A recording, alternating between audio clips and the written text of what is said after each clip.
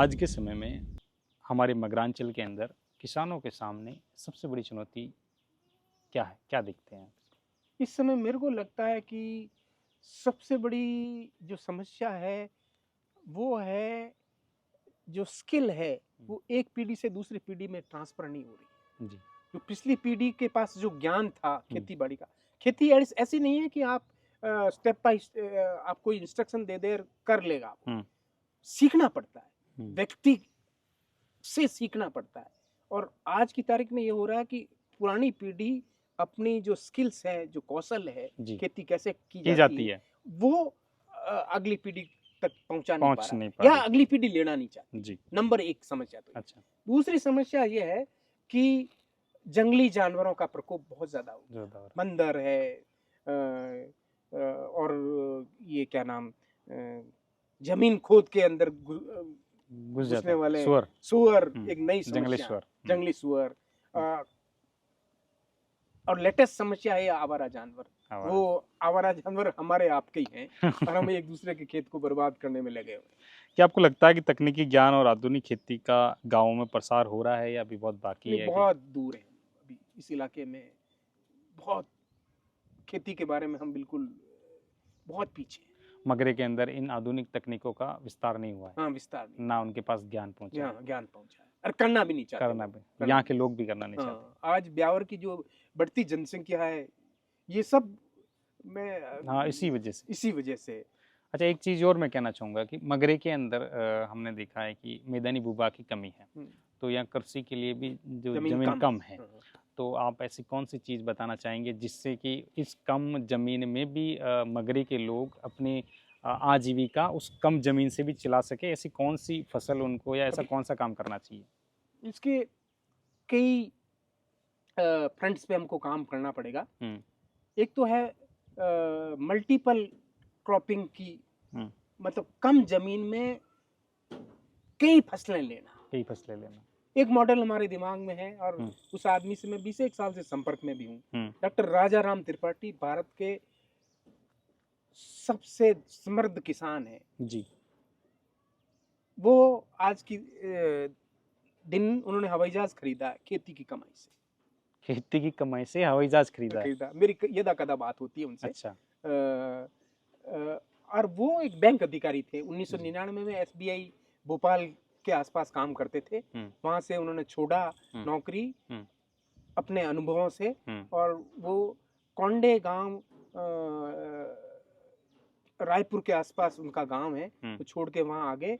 और आज की तारीख में उनकी ये हालत है, 300-400 मजदूर काम कर रहे हैं, 400-500 बीघा में उनकी खेती होती है, सफेद मूसली की और अन्य कई वनौषधियों की। उन किसानी में ये काम किया है। और अंतर्राष्ट्रीय एक मजेदार उनका जो मॉडल है वो मगरे में मेरा बार बार सपना रहता है, अगर उसको हम लॉन्च कर दें तो ये मगरा धनी से धनी हो जाए। और उसमें क्या है, वो माइक्रो एनवायरनमेंट तैयार करते हैं। अच्छा। माइक्रो एनवायरनमेंट का मतलब मैं इसको ऐसे समझाऊं कि केरल में काली मिर्च होती है। अब आप सोचो कि राजस्थान में काली मिर्च को पैदा करें तो केरल का एनवायरनमेंट पैदा करो, तो सब जगह तो आप कर नहीं सकते। तो उन्होंने छत्तीसगढ़ में जो मॉडल तैयार किया है उसमें उन्होंने क्या किया कि एक ऑस्ट्रेलियन टीक का मतलब ये जो आप पीछे देख रहे हो ना पेड़, सागवान, विशेष प्रकार का सागवान की किस्म उन्होंने डेवलप की, बीज मंगाए, उन पे रिसर्च करके उनको तैयार किया। तो 700-800 पेड़ घने रूप में वो एक जगह लगा देते हैं। अब घने लगाने से वहां का टेम्परेचर बाहर के टेम्परेचर से 5-10 डिग्री अलग हो जाता है। तो एक क्लाइमेट तैयार हो गया। अब ये जो पेड़ 20-30-40 फीट चले जाते हैं तो उनपे वो क्या करते हैं, एक तो काली मिर्च की बेलें चढ़ा देते हैं जी, हर एक पे। तो काली मिर्च की जो बेलें हैं उससे काली मिर्च की खेती हो गई। जमीन पे वो क्या करते हैं कि जड़ों वाली भी फसल लगाते हैं और ऊपर वाली भी फसल लगाते हैं। और एक तो फसल ऊपर मिलेगी उनको, और एक फसल उनको जमीन के नीचे मिलेगी। और ये काली मिर्च तो एक्स्ट्रा, काली मिर्च एक्स्ट्रा। और ये जो सागवान तैयार हो रहा है ये करोड़ों रुपए का, ये अलग है। यानी एक ही जगह से 3-4 फसलें ली है, 3-4 फसलें ले रहे हैं। अच्छा, ये मॉडल अपने यहाँ अगर हो जाए, मैंने मेवाड़ यूनिवर्सिटी में रहते वक्त खूब प्रयास किया कि उसका छोटा रूप, पर मुझे इन दिनों सुनने को मिला अलवर में किसी ने इसका प्रयास किया।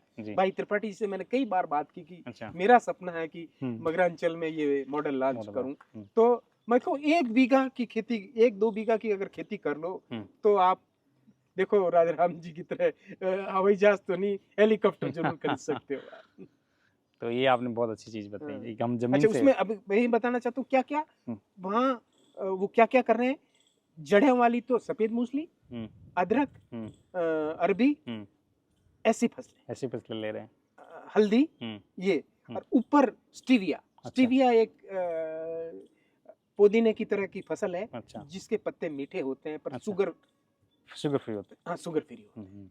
तो यानी मल्टीपल फसलें लेके छोटी सी जगह से, मतलब 1 बीघे की खेती पे। अभी इस मामले में आपको नाम याद दिलाना चाहूंगा मैं, काछबली के हजारी सिंह जी हैं, ये अक्सर आते रहते हैं, हमारे से मुलाकात होती रहती है। तो उनकी जो टीम है वो सफेद मूसली की खेती कर रहे हैं। 1 बीघा से 1 लाख तक भी कभी कभी कमा लेते हैं सफेद मूसली खेती करें। हजारी सिंह जी, हजारी सिंह जी।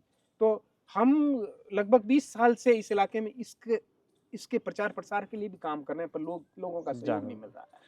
अब देखो ना, जैसे हमारे यहाँ अब किसी के पास 2-3 बीघा जमीन मिल जाएगी आपको, लेकिन अधिकतर के पास 1 बीघा 2 बीघा 1 बीघा 2 बीघा आधा बीघे की जमीन रहेगी।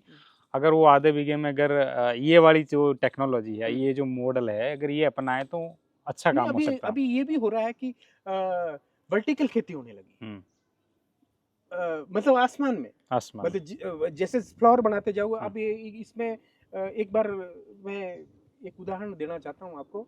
आज से 10-1 साल पुरानी बात है, मैंने एक बार एक ईमेल भेजा राजसमंद, ये नाबार्ड के एक अधिकारी को। तो भाई उनको आइडिया अच्छा लगा, वो भाग के यहाँ आ गए, पूरा दिन स्कूल में बिताया। अच्छा। और हमारी ऐसी बॉन्डिंग हो गई, वो आदमी आज रिटायर हो गया है।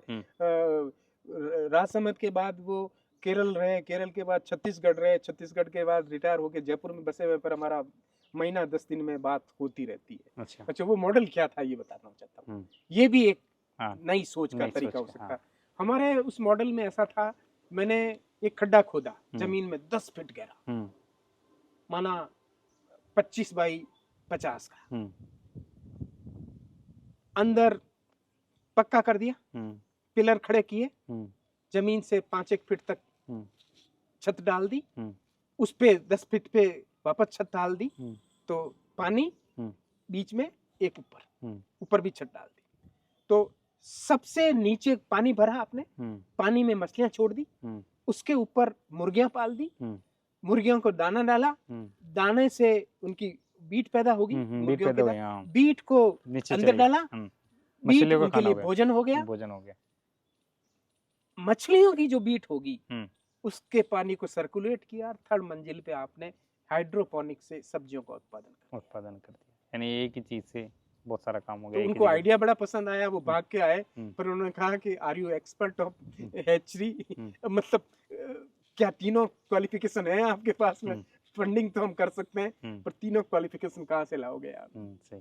पर करने वाले अगर 3 लोग आपस में मिल जाए तो ये काम हो, ये मॉडल भी मगरे में सक्सेस हो सकता। अच्छा, मैं एक चीज़ देखता हूँ कि जैसे चित्तौड़ के अंदर हम इस वाले इलाके में जाते हैं तो उनको अफीम वगैरह की और इनको खेती करने का लाइसेंस मिला हुआ है। अगर इस तरह का लाइसेंस मगरे के अंदर ये क्या रहे? ये बहुत अभी वर्तमान परिस्थितियों में बहुत संभव नहीं है।